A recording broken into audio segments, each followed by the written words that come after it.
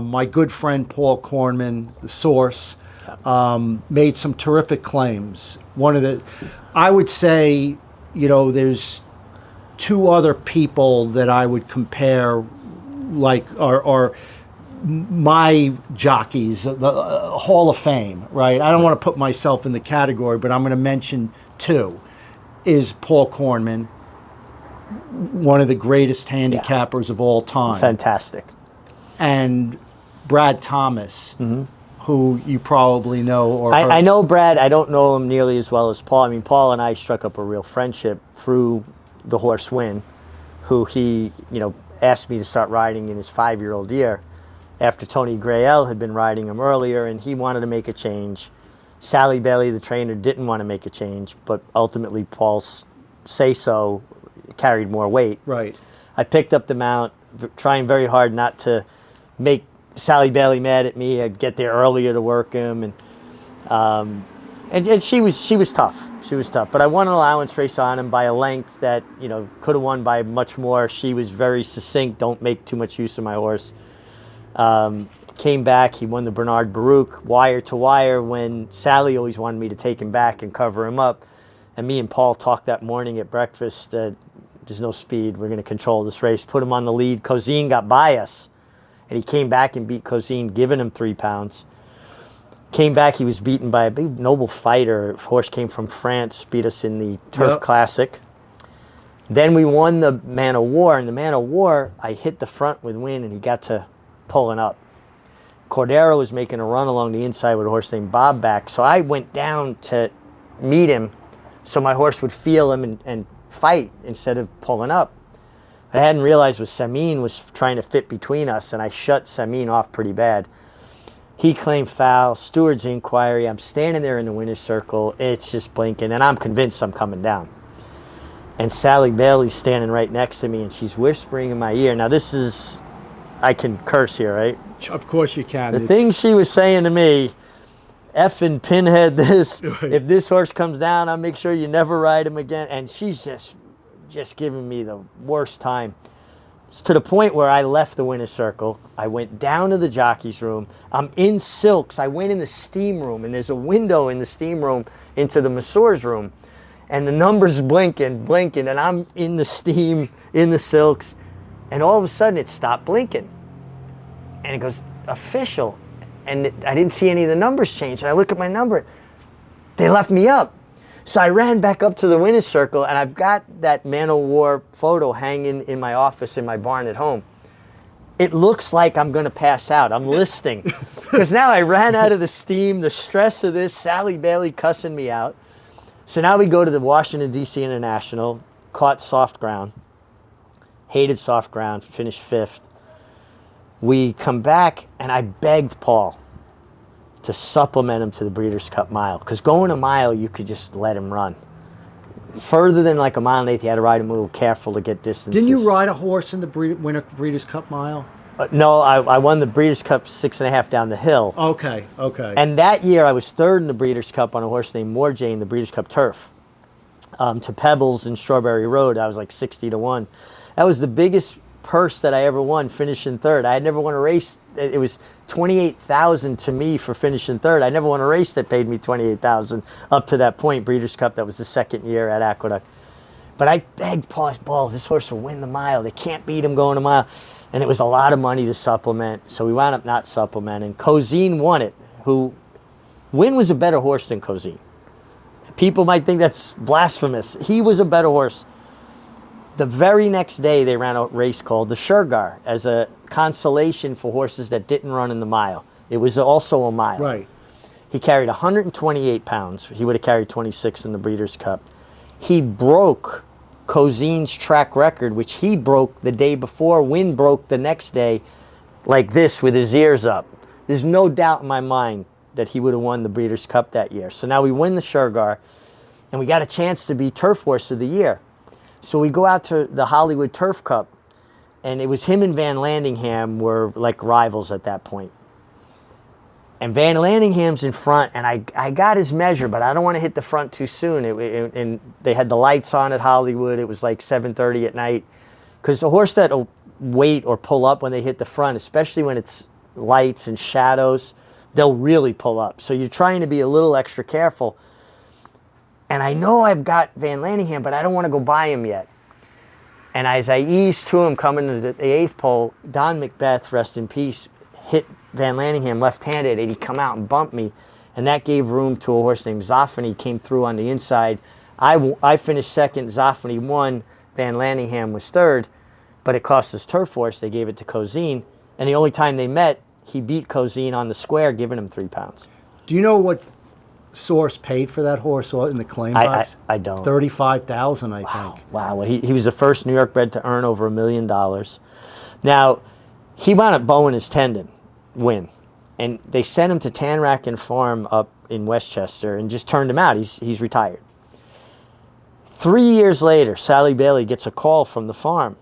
You better come and take this horse because he's going to kill somebody up here. And he was a rough horse, right? She goes up there. This horse has been stood out in the snow all winter. He'd come in at night, but he'd be out. The tendon is like it never bowed. She puts him back in training. You know, he won going 1.25 miles off a 3.5-year layoff. I vaguely remember He that. beat a horse named Rambo Dancer, who wound up coming back, I think, winning the Bowling Green, and then subsequently got hurt.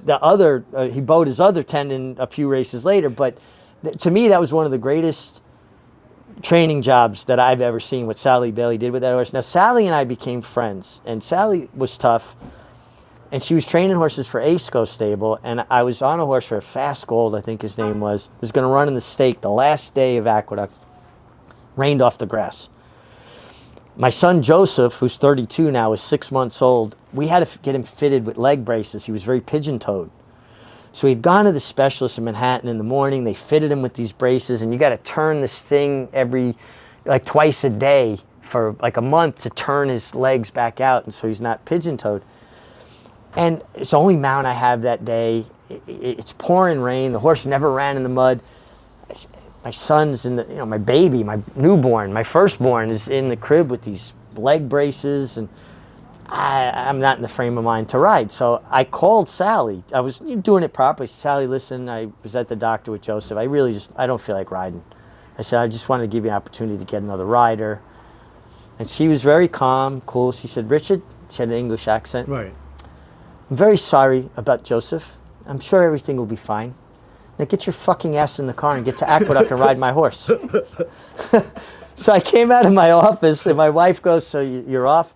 I said, no, I'll be back later. I'm going to Aqueduct to ride. You know the horse won by 10 lengths? She made me win the stake. That's hilarious. Yeah. Tell me some other horses that you remember, like some of the great ones you've ridden. Just mention their names. Well, Hidden Lake was a jockey's. Kimmel, right? John Kimmel. She was champion older mare in 97. She was a jockey's dream. If they went fast, she could come from last. If they went slow, she could go to the lead. If there was this much room on the fence, she'd bully her way through. If she came around, she wouldn't hang. I mean, you went to the gate with as clear a mind on her because she was going to handle whatever trip came up. There's a lot of good horses you need a specific trip. Not with her. And I won 4 in a row on her, 3 grade 1s in a row. Her performance here in the Go for Wand was... It was ridiculous. She was beat at the half-mile pole. I had no horse, and somehow she willed herself to win. I was unbelievably humbled by her heart, her desires. That was like no other horse I ever rode. You know what's amazing about you? I mean, it just blows me away. Is that I can ask you any story, and you remember everything about the you've Horses. written so many horse. Yeah. I mean, you probably don't remember somebody's birthday, but birthdays, anniversaries are a problem. People's names, but not like horses. Me. That's like me. Yeah. I mean, but you remember every damn thing about everything, horses, and I think it's just, and that shows me the passion. That when we can remember dates and things, and in our realm of expertise, and what we live and we both live and die this game. Love it. Okay? Love everything about it. And that's why we remember everything in the game. Yeah. Because we played it hard. My wife will tell you, I played this game from the day we started the Wizard Sheet back in the mid-'80s, and don't get me wrong, it was hard. I'm sure. It was hard for me because at the time you had Lawton, the Centaur, you know, sheets were big. Yes. here's this kid breaking in, and it was darn hard. But I remember every little thing, even when I when I had to type the sheet, where I took the program stand from to pull it over to rest my computer and found that perfect position standing in P, and Okay. at Belmont in the far end of the grandstand, Right. like the conditions I had to work under. But we remember everything. We remember just the finest details of our career. Absolutely, but it's the good stuff. It is. It's got it bones. You feel it in your blood. Absolutely. And your I was telling somebody the other day, so part of my deal doing these Fox shows in Naira, when we're downstate, I work Thursday, Friday, Saturday, Sunday, 4 days a week. I live 100 miles from Belmont. I live 100 miles from Saratoga, 100 miles from Belmont. So up here, I have a place they rent for me. But at Belmont, they fixed up the old Stewards cottage for me. So I stay on the backstretch at Belmont 3 nights a week, Thursday night, Friday night, Saturday by night. yourself, or would you bring your family? No. Well, actually, we went to the Bruce Springsteen concert and we stayed at the cottage. My wife and I. Where'd you see him? At UBS, at the UBS Arena, right there. Now, are you a Springsteen fan? Yes, I am. Yeah. So I'm like I have Sirius Satellite. It never in my car and at home. It never leaves channel 20. Springsteen channel. Never at 20. We went to Barclays. What a show he puts on. Oh, it's unbelievable. I mean, you talk about you're the Bruce Springsteen of riding. I mean, Wow, no, I don't know about that. Let me tell you why. Okay, he's a Jersey guy. Never forgot his roots. Plays hard for 3 hours. Gives it every ounce of energy. Yeah. Right? Yeah. That's Richard Migliore. Well, that's the biggest compliment anybody's ever paid me. So thank you. Thank you. And it's really, true. Really. Okay. So, you told me a story on Saturday. Yep. Me and Tom. That I have to have you tell that, and I want you to tell it the same way, but I want you to tell it on steroids. Like I want you to really because that story is blew us away. And it's 100% true story. Right, You can get a number of people to confirm it. I was one of the leading riders, if not leading the standings at that juncture at the Belmont meeting.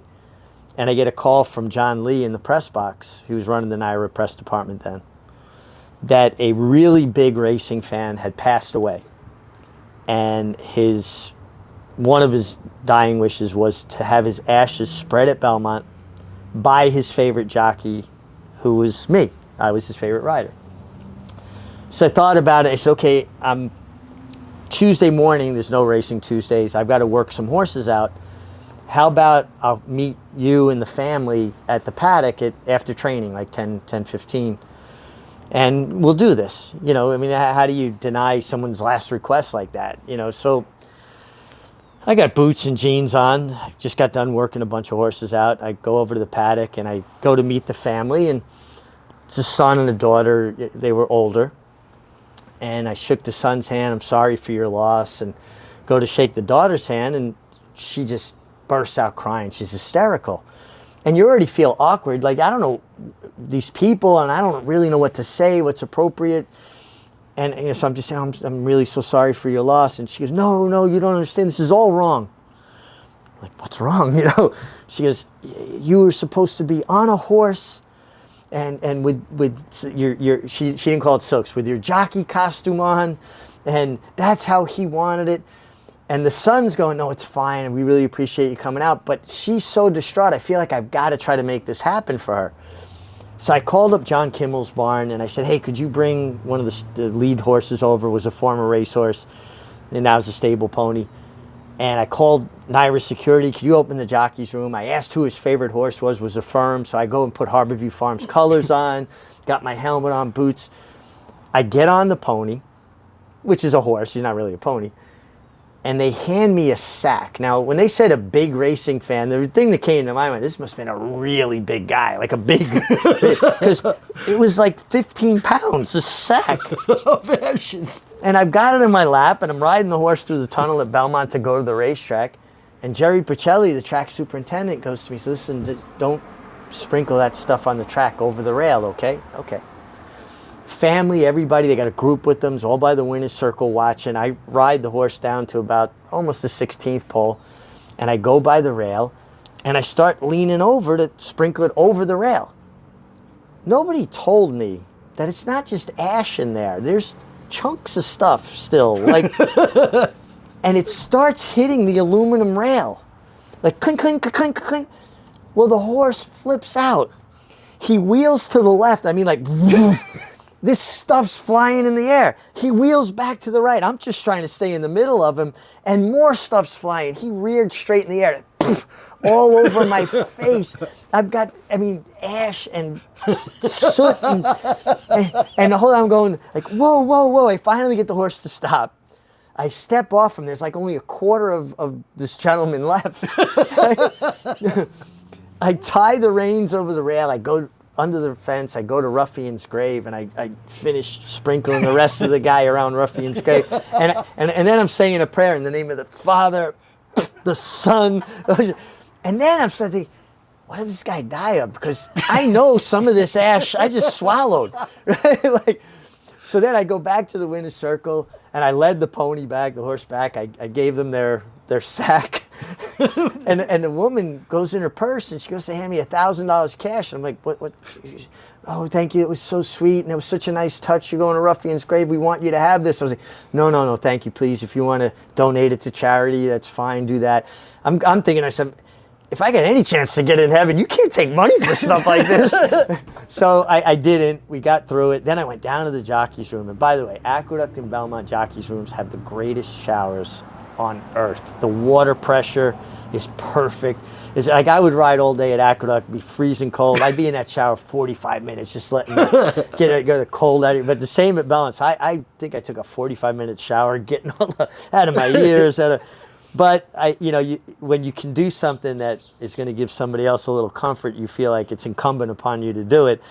It was a little more than I bargained for, but it's oh, that's hilarious. Yeah. You know, you've been very fortunate in your career. I mean, not only what you've done as a rider, but you've been able to transition to TV, of which you're just great at. Okay, and I'm sure you have the same passion spews out of you as you were as a rider, and I'm sure you're enjoying the gig. I am so blessed. I get to do something I genuinely love to do, and that's talk about racing, and I keep up on it, very closely. Even, I left NYRA for a period of time. I went to work for XBTV. XBTV decided not to go forward with a full-blown network, so they bought out the remainder of my contract. But now I was, out of NYRA, and that's when NYRA and the Fox Sports gig kind of started coming to fruition. And I was able to get my foot back in the door doing some freelance for them. Now I'm back this year, minimum of 150 shows. And I get paid to talk about racing. But the point of that was, even when I wasn't working, I'm still watching it. I'm still on top of it. I'm still, keeping close tabs on everything. So I get paid to talk about something that I'm going to talk about anyway, and I'm, going to keep track of. And I take educating people about our game very serious.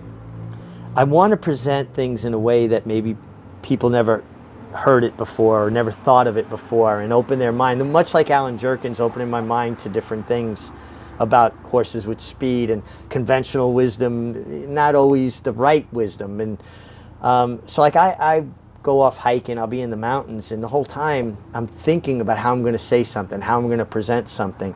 And if I can open somebody's mind to something they never heard it that way before, and wow, that's an interesting way to look at it, then I feel like I'm succeeding.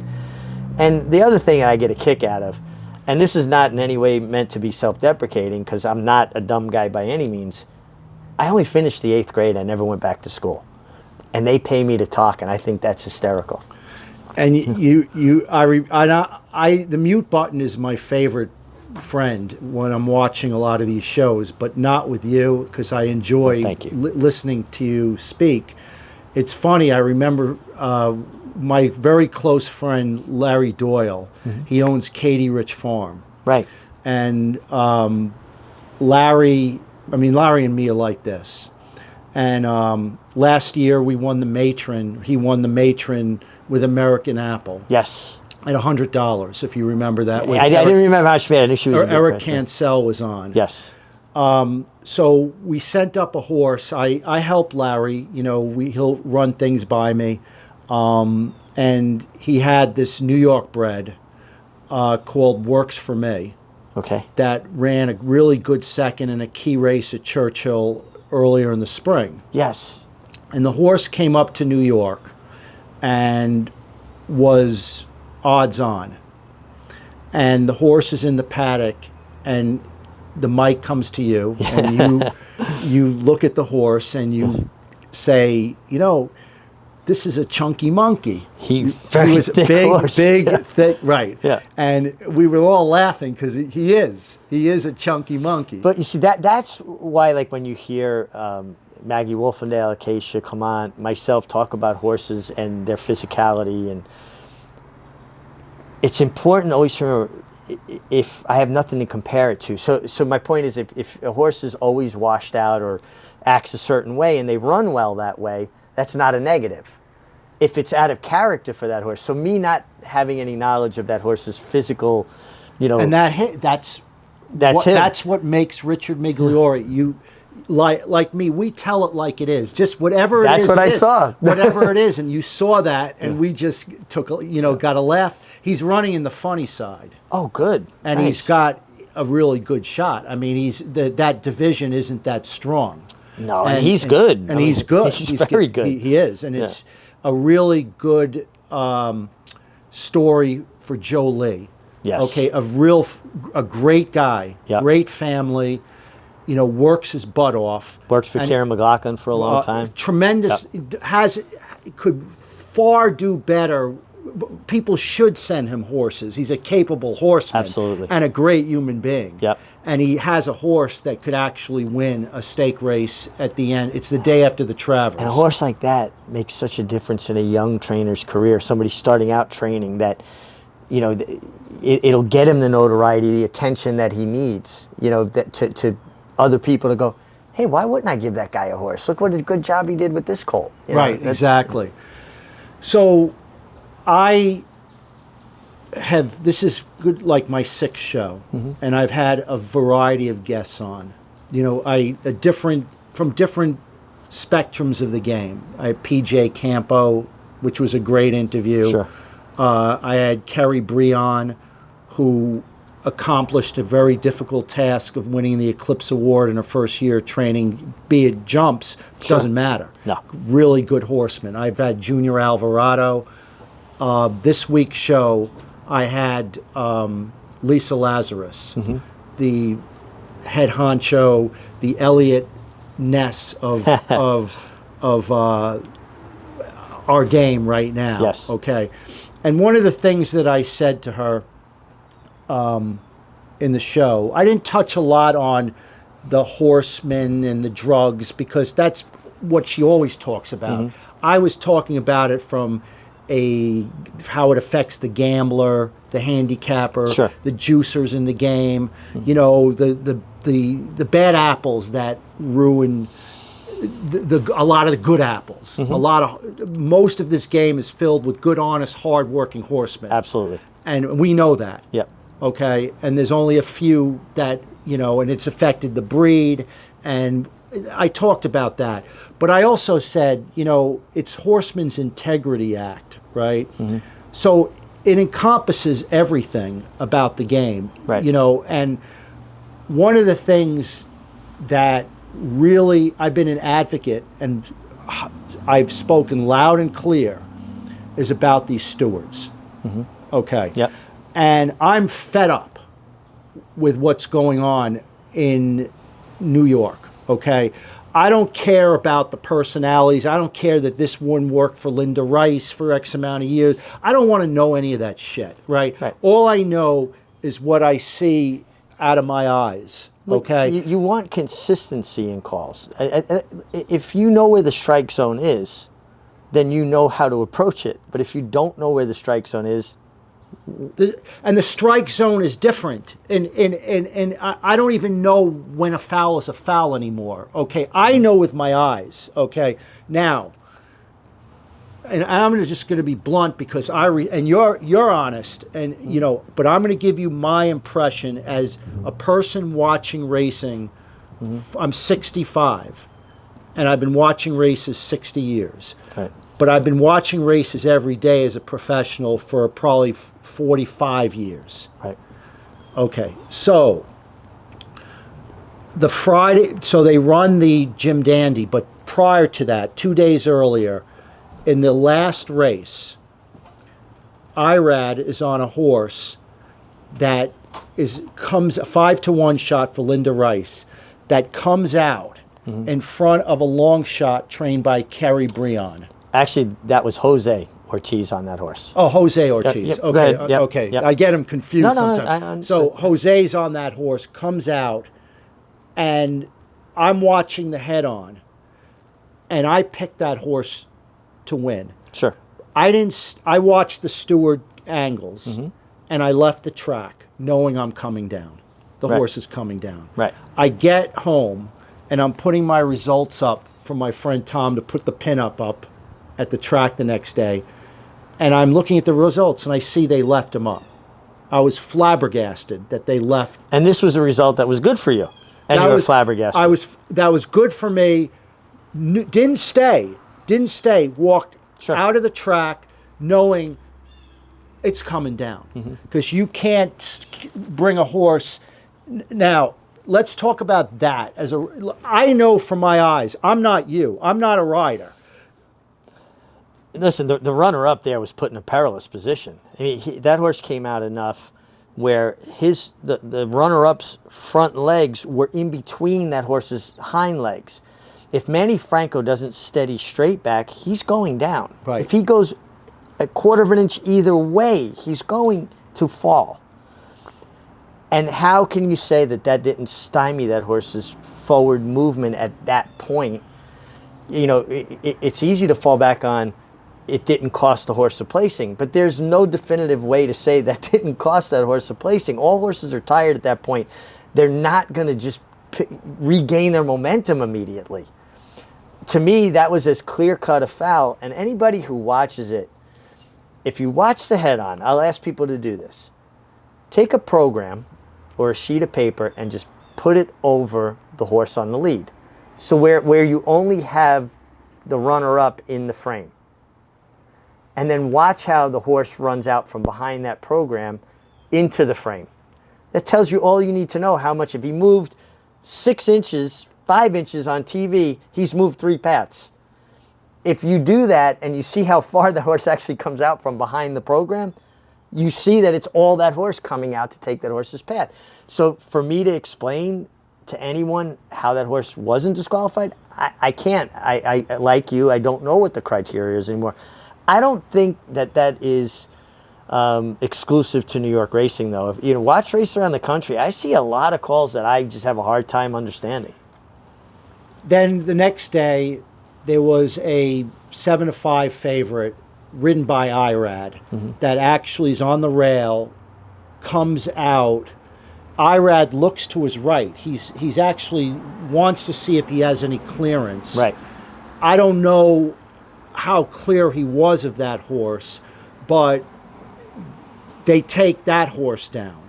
Okay. Now that was marginal in my. I don't know. What was your opinion? No, well, my opinion too, that by the letter of the law, that's a foul.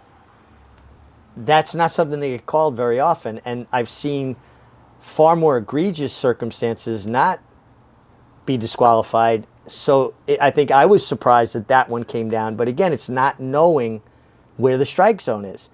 And it's problematic too, because you're talking about a world-class jockey colony here. I mean, there are some of the best riders over the last 25 years riding here, right? They're very capable of riding within the parameters that the stewards set. But when you don't know where the line is, and there's too much of a gray area, is when it becomes even more dangerous. Because most of these guys can ride right to the line if there's a definitive line and not go over it. ride into the line maybe, but not go over it. But if I don't know where that line is, I don't know how to protect myself from someone else, how far they may or may not come. And competitively, I'm going to keep on trying to push the ticket as much as I can, human nature, if you guys haven't set clear-cut boundaries. But they're good enough, these guys, if those boundaries are clear and they know that there's going to be serious ramifications, suspensions, they'll ride to the standards set. That's the steward's job, to set those standards and be very succinct, very clear about what's expected by these riders. And if you can't do it, then you don't belong riding in this colony. But if you don't know where that line is, that's when it becomes more problematic. Then came Saturday, the Jim Dandy. I loved the Cox horse. What was it? What was the name of that horse? Saudi Crown. Saudi Crown. Lone speed, stretching out. Yep. The type of Brad Cox horse that I knew on this day and that race was really going to be good. Sure. Where the others, you know, maybe they're not squeezing the lemon dry and waiting for the Travers. Right. They're going to win if they're good enough. Sure. Bet of the meet for me. I thought Forte was vulnerable. I know he's done a lot in his career, but I still want more to prove before I anoint him. Sure.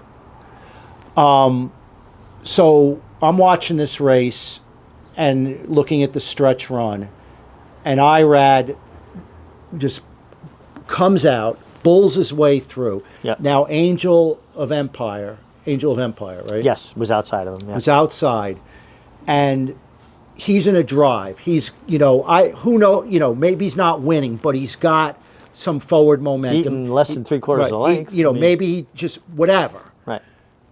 He just bullies his way and intimidates and actually, makes no effort. I watched him. Right. I watched the head-on multiple times.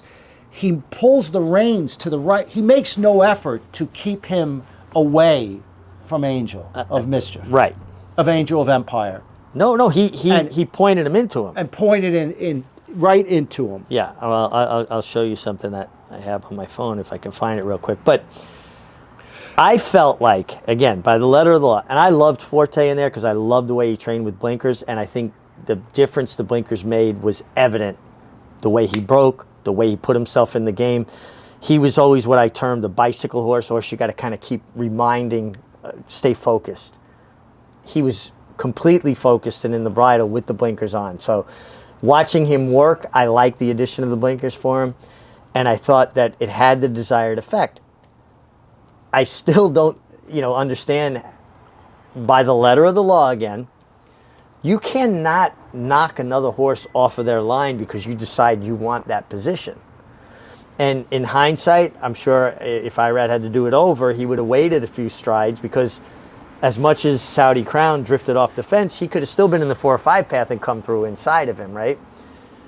I wonder if the stewards didn't take it down because they felt like Saudi Crown came out so much from about the 8th pole to the 70-yard marker, because they really went from about the 3 or 4 path to about the 8 path before he was corrected. That, are we going to reward this horse for as much hurting as he did, even though that horse, yes, did bother? Would it have maybe started thinking a double disqualification then, and you put up Angel of Empire? This is me trying to understand the steward's decision. Personally, I thought he bullied his way out, and that's stuff that was not accepted when I was riding anyway. Not to that degree. You can edge a horse out of the way. You put your horse's shoulder on another horse and edge them out of the way. Not just point into him, and he made knock no them out. effort to. No. He leaned to the right. Yes, and he. I think Irad Ortiz is a tremendous rider, and extremely gifted. I'm not a fan of elbows. I'm not a fan of these throwing holds and changing directions as dramatically. I've told him that. He knows that. He gets mad at me for criticizing him for it. I think he's phenomenally talented. If he could just modify a little bit of that behavior, I think he'd be a better rider. As good as he is, he'll be even better. But he's putting horses and jockeys in danger, right? I mean, Look. Yeah, right. That's the story right there. You can see this picture. I don't know if you can see it, but I'm looking at that, and a foul is a foul is a foul. I mean, come on. Yeah. It's Now that being said, a foul is a foul is a foul. I was in the incident that wound up making them change the rule to if it cost the horse a placing. I rode a horse up here named Silver Squire. Came up in behind two horses, came out around them, 2-year-old, split horses. As he's changing leads, he changed leads a little awkwardly. I brushed the horse inside of me. I pulled off him, won the race by 5.5 lengths. That horse finished second. They disqualified me. I lost my mind because a few days earlier I got bothered in a race and they said, well, it didn't cost that horse a placing, even though the rule wasn't written by that. So I went back to the jockey's room. I ripped the phone I cursed the stewards out, ripped the phone out of the wall, broke the window to the executive offices, and took off the rest of my mounts because I was that furious. How could you justify taking this horse down? So the next day we had to go for a hearing. They originally were going to give me a 15-day suspension and a $5,000 fine. And I went off again about, this decision, and I'm going to, appeal it. I want people to see what kind of decisions you guys are making. Jerry Bailey and Aaron Greider were the guild representatives, so they were my attorneys. They sent me out of the room, came back in, 5-day suspension and a $5,000 fine. I went off again. I said I was going to have the Sons of Italy march on Saratoga. There, I lost my mind. So then they came back, a $2,500 fine. I had to pay for the phone and the window. So I was all right. Where do I, who do I make it out to? But they changed the rule over that incident. And honestly, I wish they would go back to a foul is a foul because it just opens up. It's too much conjecture as what is a foul or if it costs a horse a placing. What do you do? I mean, look, they're the policemen of the game, right? Well, who polices the policeman? Do they have a steward school? I mean, do they have like? Well, there is a school. You got to get accredited, but I don't know where the oversight comes from once they're in that position. There has to be. I mean, I believe this. I was really good friends with Arthur Marcanti Sr., the great boxing referee. He reffed over 300 title bouts. He reffed the first Ali Frazier. He was my neighbor when I lived on Long Island. I would go to his house, watch boxing film. He'd come to my house, watch racing film. One night we're talking, and it came up about the State Boxing Commission and at the time the State Racing and Wagering Commission. And he said that the Boxing Commission convenes 4 times a year to go over the way refed fights and the way judges' scorecards were scored. 4 times a year. When he asked me how many times a year they do that for thoroughbred racing, I couldn't answer him. I don't know. I've never heard that they have a set meeting X amount of times a year to go over decisions like this. If they do, I'm unaware of it. I think it would be something good for me to know, something good for the public to know if indeed that's the case. And who is looking at this? Well, I'll be honest with you because I'm not, this is an uncensored show, and I could say whatever the heck I want to say. Sure. I claimed a horse in Kentucky, and it was the Pam Zerbeth, who I forget it's a really great horse, but her farm manager, she's also the head of stewards in the country. She was at Saratoga before the meet to go over the learning procedure of what it is to be a steward. Right. And I texted her, after the incident with Jose on Thursday, right, and said, whatever's happening in New York, I mean, this is not the first time that I've disagreed with. I go back and I refer to them as the wine stewards or the 3 blind mice. I mean, it's just terrible. Listen, I mean, and I appreciate that you have the ability to be as candid as you are. I'll speak about it. I don't want to go to a place where I'm being disrespectful to them. I don't understand some of the decisions, and I'll be candid about that. Right. And I'm not, look, I'm just an outsider looking in. I don't have any ties to, but I'm, it's out of hand. Well, listen, your feelings about it, you're not alone in that feeling. I mean, I think the majority of people are a little bit baffled and don't really understand exactly how these things are being called. And I said to her, I texted her, said, you really got to look at this and do something about it, because all we want is consistency. Right. We want to know where the strike zone is, Yep. and play by the strike zone. Right. And, I don't know, I never got a response, but when it happened after the Jim Dandy, I did the same thing. Right. And I said, this is really, people are angry. I mean, I'm in the grandstand. That's where I sit every day. And this is the players. But you know what bothers me about it? The biggest thing that gets me about it, and obviously I'm very sensitive and understanding of how it affects the players, the people that are feeding the lifeblood of this game, right? Gambling into this game, and that's what creates the purses and keeps this game afloat. What gets me, though, the most is that what we should be talking about are some of these great performances by these horses, and we're not. What we're talking about is tactics and infractions and disqualifications or non-disqualifications, and we've lost what the most important thing is the performance of the horses on the racetrack. And Forte, to me, I think showed another dimension. The conversation should have been about the blinkers and how your two-year-old champion might have gotten back to that place where he needs to be if he's going to be three-year-old champion. We weren't talking about that. We were talking about the tactics involved, and that is frustrating to me. We can't have these horses out there giving these great performances, and then it's completely overlooked because a rider did something or a steward did or didn't do something. Why is it that? Why is it that way? I wish I could give you a definitive answer. I mean, it's frustrating to me too. I think players have gone through a lot. These, the drops of odds. Yep. That happen. I talk about that all the time. Yeah. You bet a horse. To me, I would have no knowledge of how any of that works. Like I understand the reason why it would be something that would drive people crazy. I get it. I mean, I bet a little bit now too. With my Naira bets, I'm on air. I like the way a horse warmed up. I called an audible on Saturday with Cody's Wish. I didn't like the way he looked warming up. It wasn't him. He looked too washy compared to his normal demeanor. He looked agitated to me. That's not that horse. Not normal. Right. And right. in the literally last minute, watching him warm up, I said, I don't think he's going to be 1-2. I wound up hitting the exacta, Wide Barrio and who was second again? I can't remember. Zandon, right? So again, I'm so into the horses and what they give and what they do.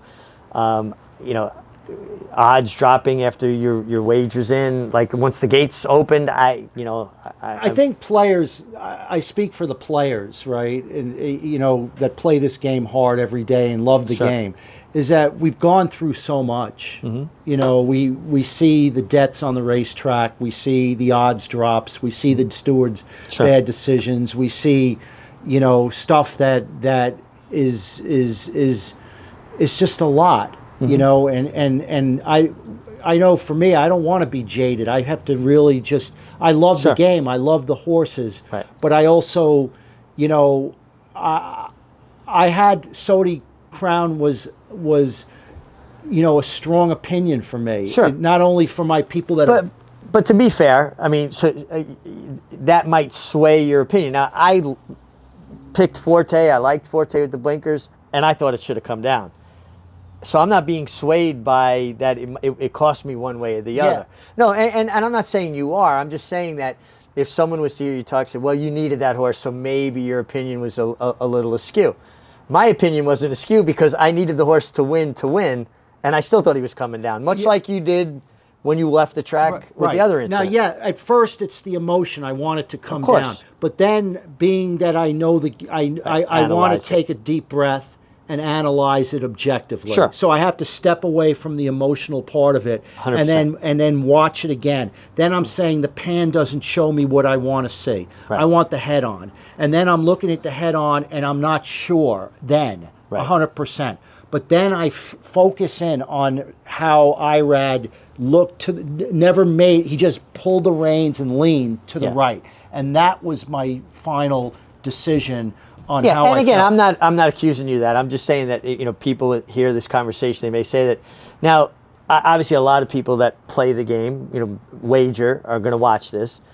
And I hear people say a lot, well, don't take horses down, but give the jockey days. Now, that sounds like, okay, in a perfect world, you're punishing the parties that caused the foul. But what I hope they realize is getting disqualified is a bigger deterrent than even getting days. Because the next day, you've got to go into that barn and you've got to talk to that trainer and that assistant trainer and that exercise rider and that groom. And the owner. And you're the one that caused that horse to get disqualified. It costs you more business because the connections get so mad at you when you get disqualified. I never thought, actually, it makes perfect sense. Give me 3 days and I just won a $500,000 race and I know I'm riding the horseback and the people are happy with me. I'll take the 3 days. I'll go camping in the mountains for, right. Right. But I get disqualified. Now I'm fighting for my life to stay on the horse because they're upset. I might lose other mounts because they're upset. The groom is now talking trash about me to the trainer. That gets in his, it's a bad place to be. Perfect sense, We've covered so much about racing, but we've covered so many topics today. But I just want to ask you about you personally. Like, how long have you been married? Married 37 years. Met my wife at my boss's barn. She was the assistant trainer to Steve DeMauro. I was the apprentice under contract. We've been dating since I was 16 years old. Got married when I was 21, and here we are now, grandparents. My wife's a tremendous horsewoman, better rider than I ever was. Not race riding, but riding horses. 3-day eventing, dressage. She was an alternate on the Olympic team. Then galloped the toughest race horses. So Carmela was a fabulous horsewoman. My daughter works with horses. My son Joseph's in the game, working for jockeys and buying and selling horses. So he's an agent, right? Yeah, he's an agent, jockey agent and bloodstock agent. Wow. And my two other sons, not into horses, but they're doing well. What are they doing? Well, my son Luciano's working at Salivo, bartending for the summer. And my son Philip works for a company in Goshen. So he's been trying to come up on weekends as much as possible. He can't be here the whole meet. Do you have any hobbies? I know this is hard to have hobbies in this game, but there's anything you enjoy? First of all, running my farm. I do have a working farm. I have horses and animals on my farm, and I like being in the woods. I like being out in nature. I like hiking. I like being in the mountains. I like to go alone. I like the solitude. It gives me an opportunity to really think and reason things out, because you really have a clarity when you're 10 miles up in a mountain someplace. And I like that a lot. When I was riding, I never could do that. I didn't have enough time. I lived life looking through a keyhole. Also lived on 700 calories a day, which you're not going to hike 15 miles in the mountains on 700 calories a day. And just honestly, the game is my passion, though. I love racing and I love horses. So I'm going to guess. I'm going to handicap you. Okay. And I'm going to guess, because it just hit me. Yeah. What your favorite, don't tell me. Okay. I'm going to guess your favorite movie. Because now that you mentioned that Springsteen is a favorite of yours. Oh, no. You come from Long Island. You're a New Yorker. We're both New Yorkers. I'm going to give you a movie that I bet is your number one movie and you've watched several times, okay? All and right. if I get it right, I'm cashing a ticket. And it proves to you. Well, but could it be like top 5? I don't want to put you on like 1. Okay, top 3. Okay. Bronx Tale. Love Bronx Tale. Top 3? Absolutely. Okay. And I was in it. No, I got a credit at the end of the movie. You had it, so you rode. I rode during the race with Mush. I rode Kryptonite. You rode Kryptonite. I rode Kryptonite. I was in front. We had so people think like riders can fix races. We had a script, and it took us 5 takes. Okay, so the first take, I'm on Kryptonite in the Harborview colors, and they told me, just ride. Your horse is a $25,000 maiden. Chris Antley was supposed to be on the winner. He'll catch you. He's on a stakes horse. I won by 10. He never caught me. I actually rode the horse back for Leo O'Brien and won a nice race on him. The second take, so that was scrapped. The second tape, I'm supposed to go to lead. My horse stumbles. I'm last. That's scrap. The third take, we got John Kruger. He was one of the riders in it too. We were supposed to break for lunch. They decided to put another take in before we got to go to the craft services, right? The big spread on the backstretch at Aqueduct. Kruger's mad. He was hungry. He wanted lunch. Antley moves up behind him, in behind me. Gene's outside of him. Chris is supposed to win the race. Gene's so mad he won't let him out. Chris is yelling at him, Gene, let me out. You stay there. You be all right. He never let him out of the trap. I won the second one. Antley's pulled up. He was stuck in behind horses. He needed to pull an IRAD in the Jim Dandy on him. Right? So they fired Gene. Gene was done for the day. We went and had lunch. They had to get another jockey. The fifth take, we finally got it kind of right. But no, it was a lot of fun to do. I actually had a talking part in it that got cut. What were you saying? Palmentary was in the paddock with some of his guys, and I come out and I'm getting instructions, and they're telling me, put him on the lead and improve your position. I'm doing my rubber bands, and I'm going, right, boss, no problem, boss. I got it, boss. Like something stupid like that. Right. Never made it in the movie. Palmentary, they did a show, Bronx Tale, on Broadway. Did you see that? I didn't see it, but I heard great things about it. He played every part. Did you know that? He played every part. What a talent. To be able to do that. That movie was like fantastic. Okay, so fantastic. You're right on. Just spot on. Yeah. Well, this interview, I know I could go on for another 2 hours, but have me back sometime. But I look, I don't know what to say. It's an honor. I'm meeting one of like the Rastafarians, that I played in that soccer game on the third floor, right. Dead of winter, and ate their oxtail soup in love with the Mig. I don't know what to say. I made mean oxtails, by the way. I've really got a good oxtail recipe. Well, it's got to be better than the chowder they're making here, because they're not putting enough clams in the chowder. It's more potato soup. Okay, all right. And I've said that all summer. That's funny. But thank you I hope you enjoyed it. I could have, gone on for... My pleasure. My pleasure. Appreciate it. Visit wizardracingsports.com and purchase now. Since 1986, the Wizard has been your source for the best handicapping products for the always challenging Saratoga meet. Wizard selections include analysis and wagering strategies for every race. Wagers are updated after late scratches. The Wizard wagers every day, backing up his opinions with his own money. Visit wizardracingsports.com and purchase now.